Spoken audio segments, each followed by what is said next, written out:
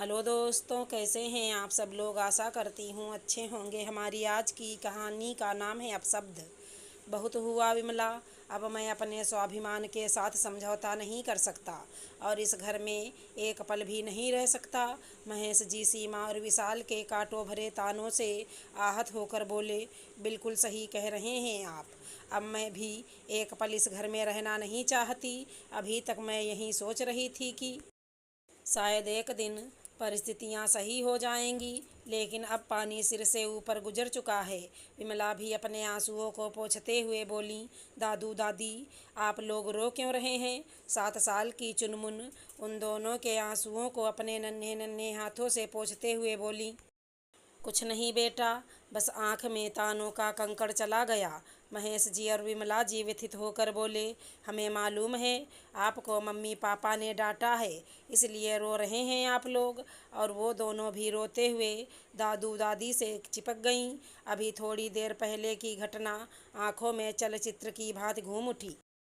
विशाल, मैंने जिंदगी भर इन दोनों को अपने पास रखने का ठेका नहीं ले रखा है। तुम्हारे बड़े भैया तो अपनी सारी जिम्मेदारियों से मुंह मोड़कर आराम से विदेश में रह रहे हैं और इन दोनों बुढ़ा बुढ़ी को हमारे मत्थे मढ़ दिया।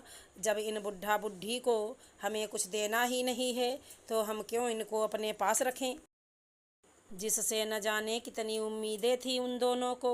हे भगवान, ये दिन देखने से पहले हम लोग मर क्यों नहीं गए।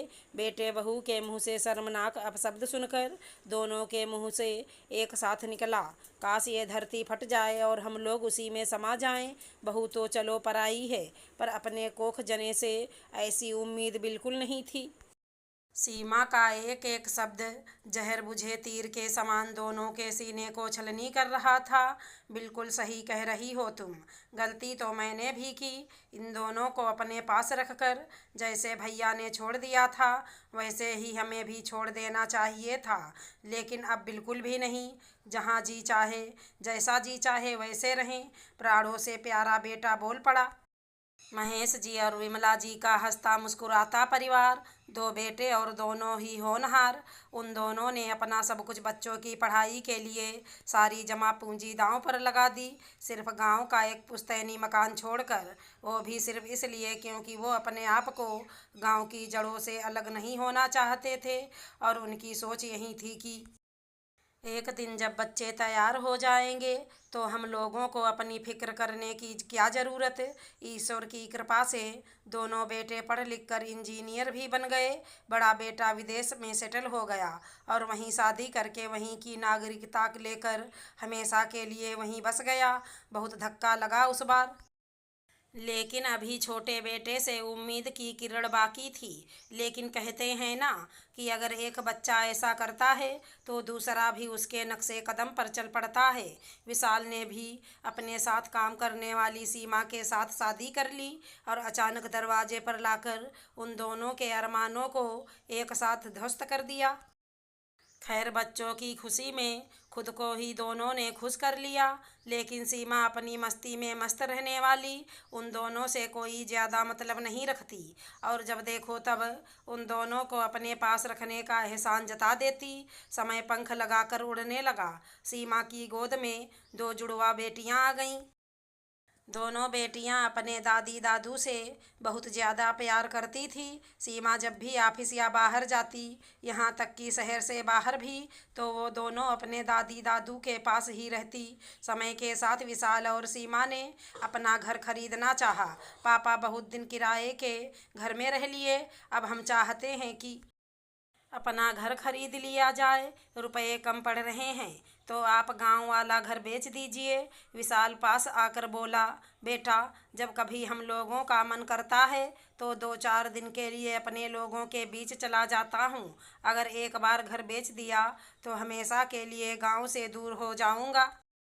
मैंने अपने जीवन भर की कमाई सारी जमा पूंजी, यहाँ तक कि विमला ने अपने गहने तक तो तुम लोगों पर न्यौछावर कर दी, लेकिन अब वो घर नहीं।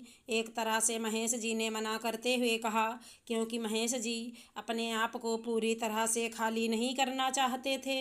विशाल और सीमा का व्यवहार देखते हुए समय पता नहीं कब पलटा खा जाए। तो कम से कम सिर छुपाने के लिए छत तो होनी चाहिए। और वो दिन जल्द ही आ गया। पापा, हम लोगों ने आपको इतने दिनों तक अपने पास इसलिए नहीं रखा कि आप मुझको वो घर बेचने के लिए मना कर दें। मुझको तो वो घर बेचना ही है। अब तो विशाल तमक कर बोला। और क्या, आप लोगों को हराम की रोटी इसलिए नहीं खिलाई कि समझ लीजिए वो घर इतने दिनों तक रोटी खिलाई उसका किराया है। सीमा भी तमक कर बोली।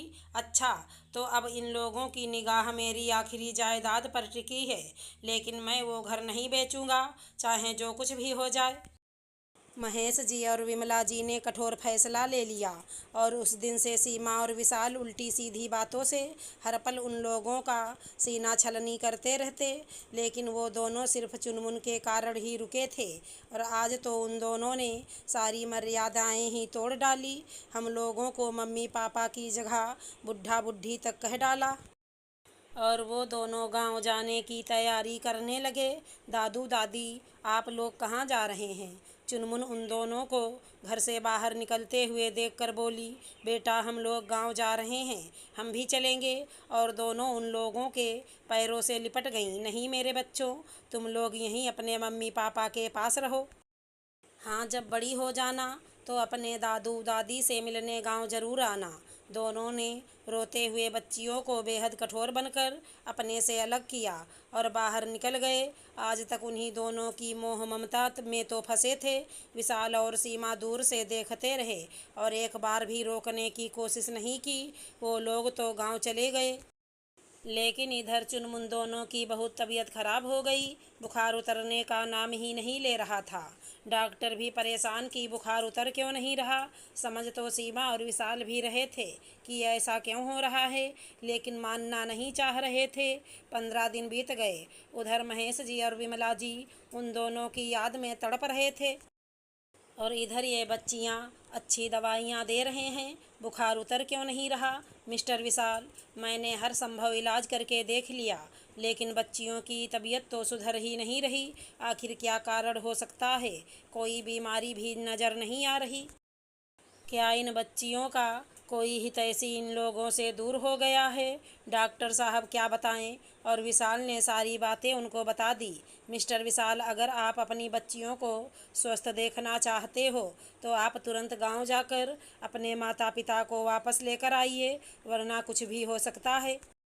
क्योंकि कभी कभी हर बीमारी का इलाज दवा नहीं होता। इन बच्चियों को दवा की नहीं, अपने बाबा दादी का साथ चाहिए। डॉक्टर समझाते हुए बोले। अब तो विशाल और सीमा बड़े परेशान कि हम लोगों ने कैसे कैसे कटु शब्द मम्मी पापा को बोले हैं। क्या वो हम लोगों को माफ़ करेंगे? लेकिन अगर बच्चियों की जान बचानी है तो उन लोगों के पास जाना ही पड़ेगा। और अगर दुत्कार भी देंगे तब भी ज़बरदस्ती लेकर आऊँगा। विशाल और सीमा चुनमुन को उसी हालत में लेकर महेश जी और विमला जी के पास पहुँच गए। विमला अभी अभी खाने की थाली लेकर बैठी ही थी कि दरवाजे की कुंडी खटकी। कौन आ गया? और दरवाज़ा पर विशाल और सीमा को देखकर चौंक पड़ी। दोनों ने ही दोनों बच्चियों को गोद में उठा रखा था। और चुनमुन तो विमला जी को देखकर उन दोनों की गोदी से लपक कर दादी दादी कहकर लिपट गई। आवाज़ें सुनकर महेश जी भी बाहर आ गए। अरे मेरी बच्चियों, क्या हुआ तुम लोगों को? तुम लोगों का चेहरा इतना निस्तेज कैसे हो गया?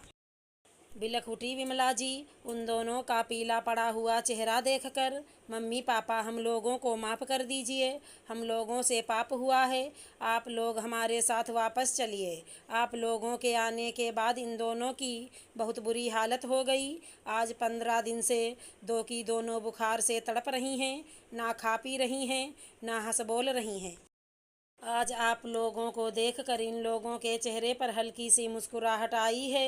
प्लीज़ मम्मी पापा, हम लोगों के लिए ना सही, अपने पोतियों के लिए आप लोग हमें क्षमा कर दीजिए।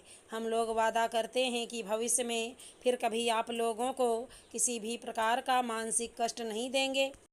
अगर कभी भी आपको कुछ इस तरह का महसूस हो तो हम लोगों को ज़रूर छोड़ दीजिएगा। विशाल और सीमा ने उन दोनों के पैर पकड़ लिए। हाँ मम्मी पापा, मेरी बच्चियों की ज़िंदगी मेरी झोली में डाल दीजिए। हमारी गलती माफ़ी के लायक बिल्कुल भी नहीं है, लेकिन एक माँ दूसरी माँ से अपने बच्चों की ज़िंदगी मांग रही है।